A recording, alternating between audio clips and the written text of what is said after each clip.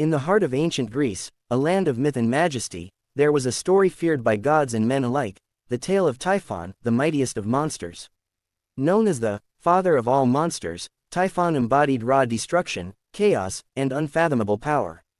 He was born from the primordial forces of the world, and his life would bring the gods of Olympus to the brink of despair.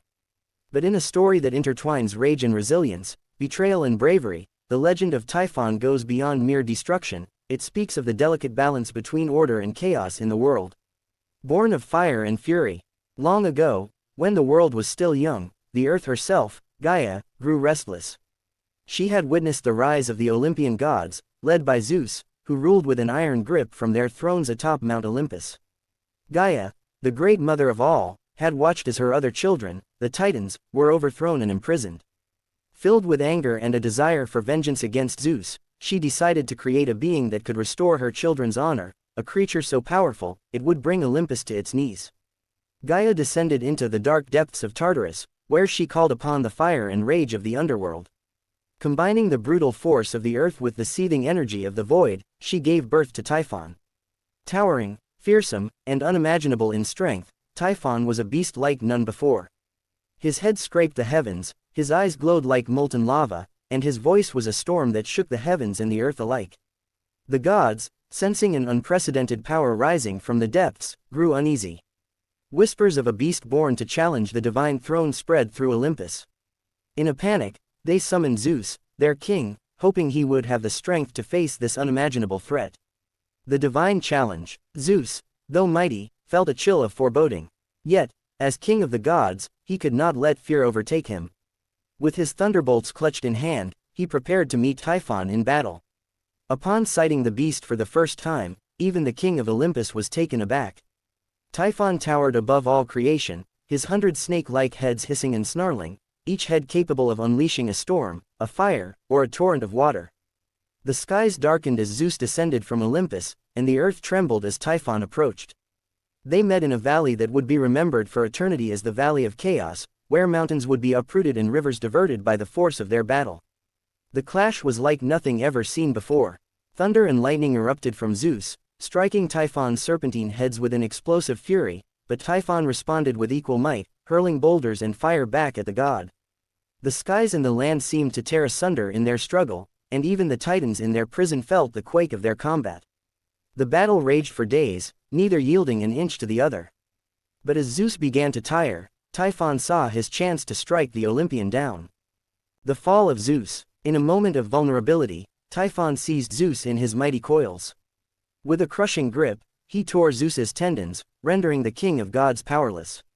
He threw him down to the earth, burying him beneath rocks and rubble. The Olympian gods, watching from their lofty heights, were horrified.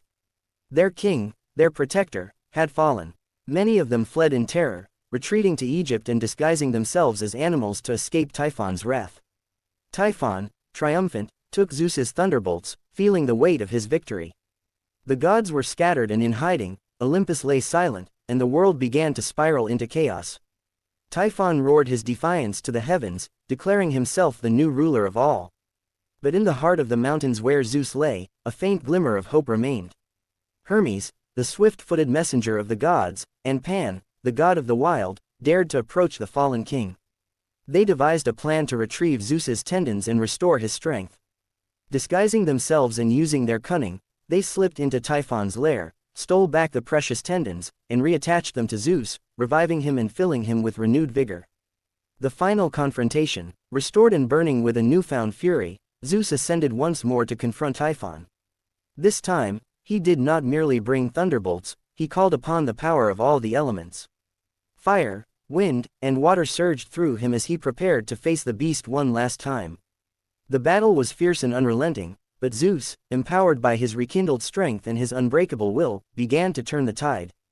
With each strike, he weakened Typhon, pushing the beast back into the dark depths from whence he came. Thunderbolts rained down in a relentless onslaught, and mountains crumbled under their fury. At last, with one final, earth-shaking blow, Zeus cast Typhon down, imprisoning him beneath Mount Etna. Typhon roared and thrashed, but the weight of the mountain held him fast. To this day, it is said that when Mount Etna erupts, it is Typhon raging beneath, his fury undiminished even in eternal imprisonment.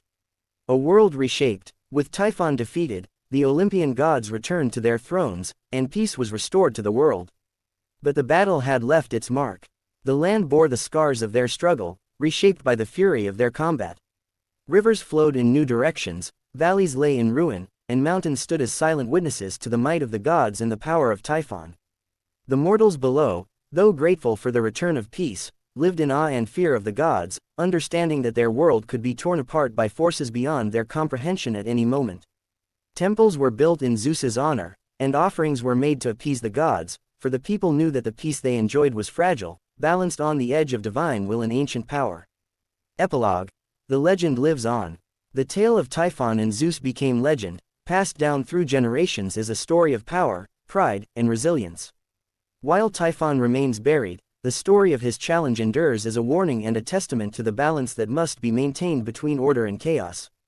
His rage is a reminder that no power, not even that of the gods, is beyond challenge, and that even in defeat, the mightiest beings leave an indelible mark on the world. And so, the people of Greece look to Mount Etna, watching for signs, listening for the low rumble of Typhon's eternal fury, ever wary that one day, he may rise again.